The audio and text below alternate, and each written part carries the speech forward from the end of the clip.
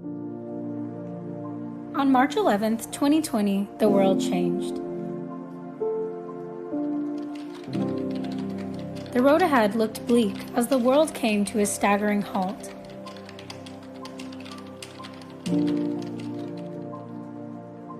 But most of us weren't as alone as we thought.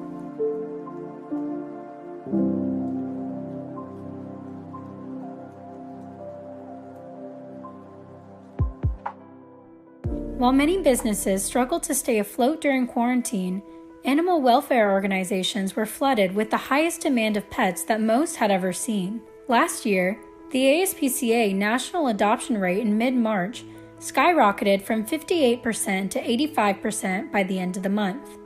Soon, these adoptions were endearingly coined as pandemic puppies. You know, there's never a perfect time to adopt an animal, so during the pandemic, a lot of people were like, this is the best time because we're home a lot and we have a lot more time for the animals. So we actually had a 300% increase in adoptions last year. We were really kind of nervous at first. We actually had to stop all adoptions in the beginning. So at first we were a little bit nervous, but right now we have record low numbers of cats available. It was a little bit of a challenge. So the way that we deal with the pandemic, it's like everybody was doing it's online adoptions. Since we're close to the shelter, the people are not able to see them or touch them or just see interaction with the dog. So we have an incredible staff that is able to help the people that is calling or to look for a dog so they're able to find their perfect pet. Pets have been scientifically proven to reduce stress, anxiety, and depression, and many families welcomed new furry friends into their homes to combat the increased rates of mental health struggles that have been reported as a result of long-term isolation. We would definitely not have adopted a dog if there had not been a pandemic and we were not all at home all the time. I think this was particularly helpful for our daughters, who are both struggling with isolation. There are so few positives in the past year that when there is one, it's nice to be able to focus on that. It was like, because sometimes you have to think about those things, but having a dog, you could think about, oh, well, I'm just going to go play with her for like 30 minutes in the backyard, and that helps you get your mind off of some of the stuff that's going on. 2020 and even the beginning of 2021 has been an absolute crazy time, and they've been there to watch it all and to sit there with you as you're dealing with a lot of these emotions. You know, having these cats at home has been one of my best things. Again, I love coming home to my cats. I was brought to fostering by the pandemic. Otherwise, maybe I wouldn't have ever gone there. Maybe I wouldn't have ever been pushed that far without the time that I've had.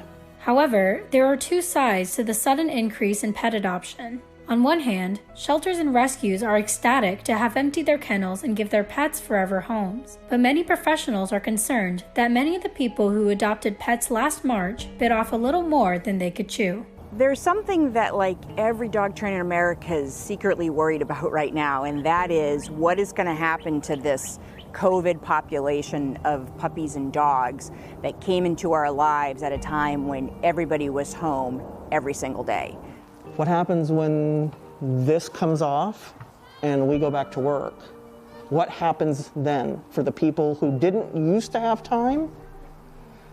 Now they suddenly do, and when they don't have time again. We've seen a little bit of lack of socialization aspects that have been going on. And socialization is not just your dog getting along with other dogs. Socialization is like not being freaked out about the sound of an airplane going overhead, or meeting new people, or riding in a car. A lot of these dogs have not gotten used to accepting confinement.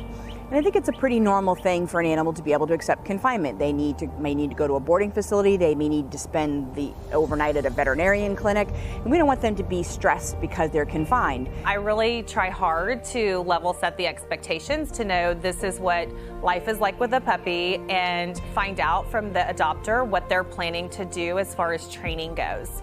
Despite this, experts reassure anxious pet owners that there's not much that a little research and patience can't fix. So it's never too late to start training your dog. I've had 9 and 10-year-old dogs in my tricks classes. I think you can get a lot of information from a book, and then of course always accessing help through a certified professional dog trainer is a great way to go. If you've already adopted from a rescue, That's your first phone call. Any good rescue will have somebody there knowledgeable to say, hey, have you tried X, Y, and Z? In the worst case scenario, rescues and shelters are prepared to care for surrendered animals through rehoming or foster homes. From January to March 2020, Dallas Animal Services reported a 124% increase in fostering from the past 5 years. I mean, I think we're always going to have the issue of dogs being rehomed. Sometimes, and I've seen it, the most well-meaning family, it's not a great fit for the dog. With most rescue groups, it's really a lifetime contract. If for whatever reason, if you ever need to rehome that dog, it has to, by contract, go back to that rescue group. It's normal for you to get really attached because it's a pet. That's what we do. We're humans. We are very emotional. We want to connect, and even with animals. But it's one of those things where, you know, you get to learn this animal so well, and you know if that's a right fit for you or not. Although the pandemic has created a slew of negative impacts on so many lives since its inception, COVID-19 has spurred on advancements in the pet world that would have otherwise been impossible.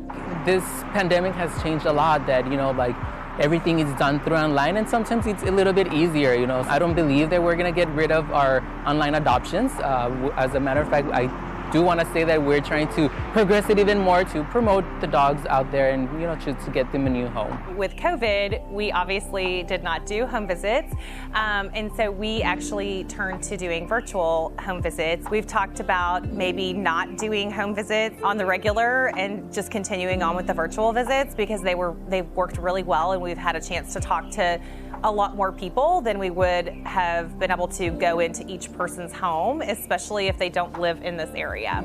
During a time plagued with uncertainty and loss, pandemic pets have offered their owners emotional support when it was more crucial than ever before. The last year has been so insane for so many reasons. And it has really been nice to know that there is, you know, good in all of this. While COVID-19 created periods of isolation and vulnerability, owners and pets were able to find a silver lining within each other, proving that we need our pets just as much as they need us.